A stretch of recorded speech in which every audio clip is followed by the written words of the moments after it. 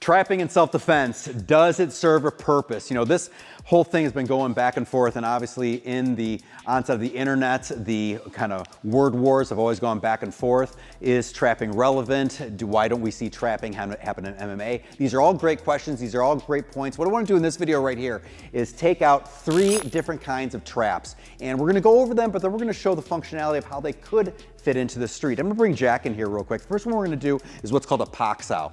Poxow just simply means that when I have a sticking point or a reference point right here, I want to get this barrier out of the way so I can continue my attack. So if I come in, let's say for an eye jab or a punch, and it gets blocked right here, as long as there's enough tension right here where I cannot get through, I want to remove this barrier. As I remove this barrier, then I can continue to punch on through. Now remember, we're not going to get into an altercation where we are set on up, he raises his arm, I raise my arm, and we're in this nice little pretty reference point right here. Remember what a reference point is. A reference point is just a sticking point. It's a point where I'm trying to achieve a goal, like let's say a strike, and something gets in the way. There's an obstacle here. Once there's an obstacle, I need to know how to remove the obstacle. As I do that, the way we do this first move as a poxow is we slap down on the arm right here and I press it towards the person's body. I'm trapping the person's arm up against their own body right here. That allows me that I can continue my goal, my onslaught in this point. Right here, all I'm trying to do is just smack the person right in the face with a punch, or maybe, like I said, maybe an eye jab or something like that.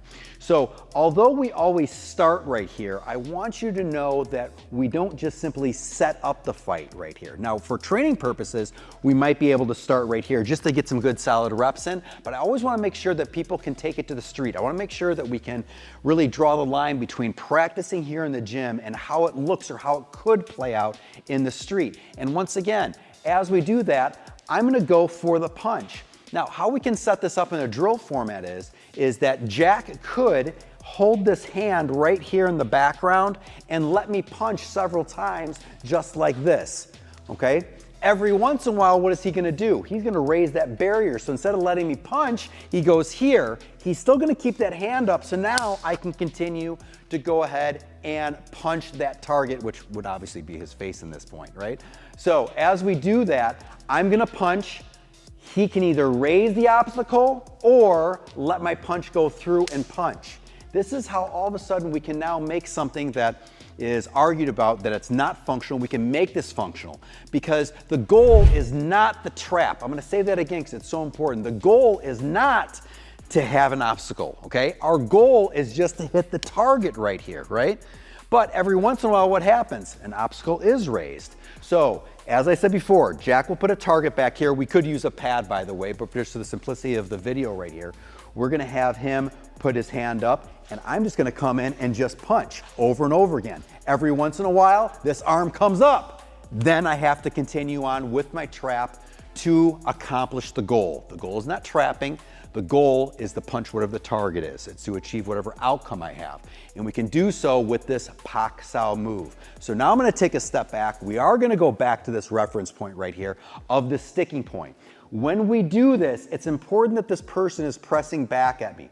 We do not raise up, touch wrists lightly with no tension. This is not real. This is not real. If there's no tension, what would have happened with that eye jab or that punch? It would have gone through the obstacle and achieved its goal of smacking whatever the target is, right? So in this case, what we're doing is there has to be tension right here. As there's tension, now I can properly trap right here. So as Jack and I are moving around, this is important as well. Make sure we're not in a stationary position as we're drilling. Now when I punch, now there's either an obstacle or not an obstacle. In this case, what was there? There was no obstacle. This arm was not up, so what would have happened? The punch would have went right through. On the other hand, if I'm moving around just like this, maybe Jack does put that obstacle up. Once he does, now I can trap through just like this and do that Poile move. So that is what we're talking about right here as far as doing the Poile, but making it very, very functional.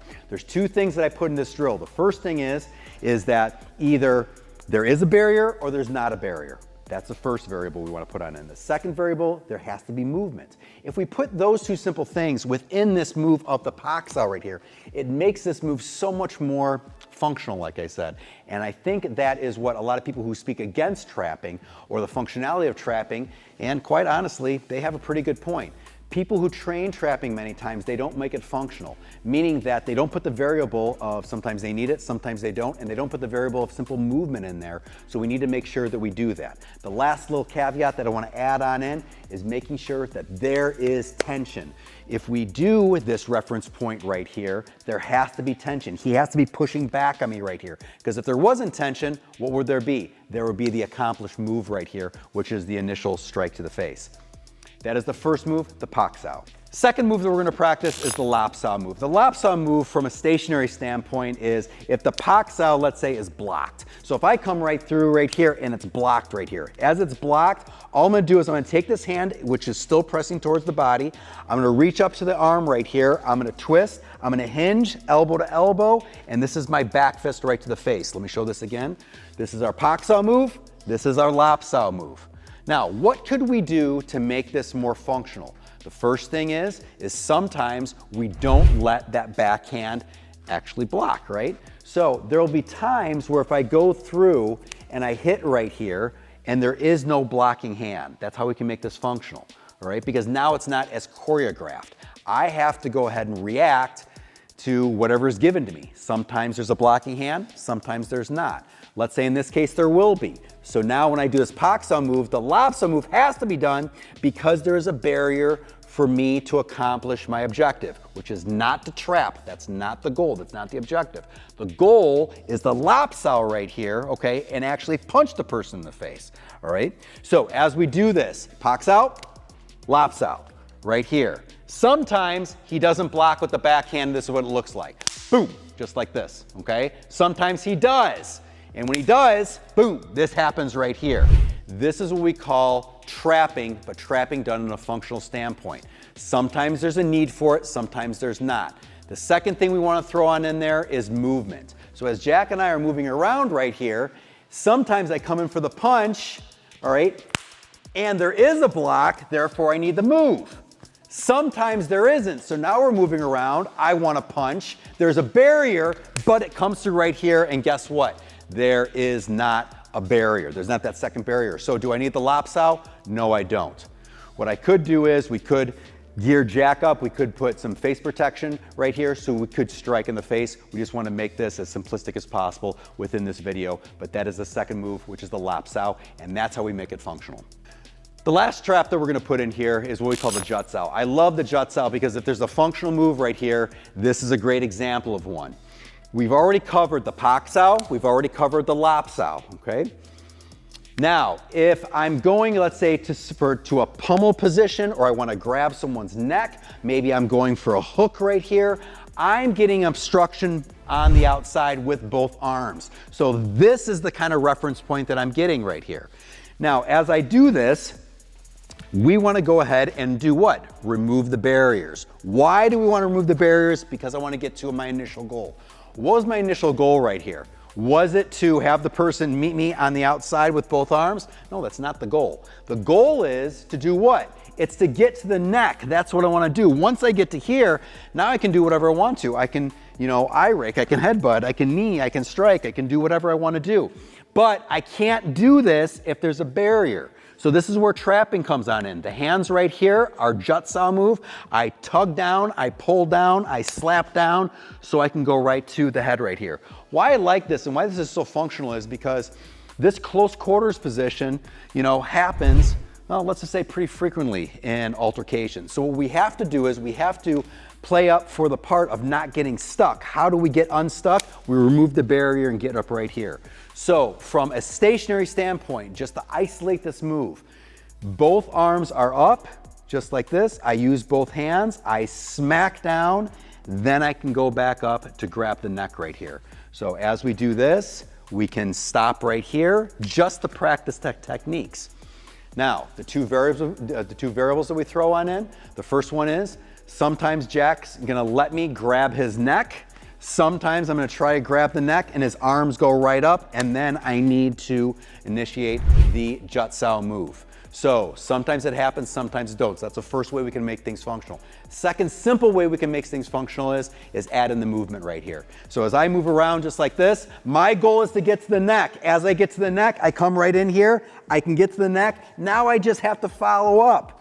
don't stop right here, right? We have to remember what the goal is. The goal is to get into this close quarters range and start throwing our elbows, knees, and headbutts, right? So go ahead and do so. On the other hand, if I'm moving around and those obstructions go on up when I grab the neck, now put in the jut sow and then continue right here. This is how we make things functional. We are putting in those two things. Sometimes you need it, sometimes you don't. It's all based on movement as well. And last but not least, there has to be some tension here. Notice that if Jack's arms collapse when I come on in and grab the neck, is there a need for a jut sow move? No, we don't need to put one on in. But if there's tension, I can't get there, guess what? Now I can throw it on in and do whatever I have to do right here. So those are three kind of trapping moves that we can put on in. But remember, as cool as they may look, all right, especially from an isolated, stationary, stagnant point right here, we have to make them functional to really serve it out in the street. And how we can do that is how we train. That is so important, how we train. So as far as going back and forth, I would love to hear from you guys in the comments. Let me know what you guys think about this information, and we'll see you guys soon.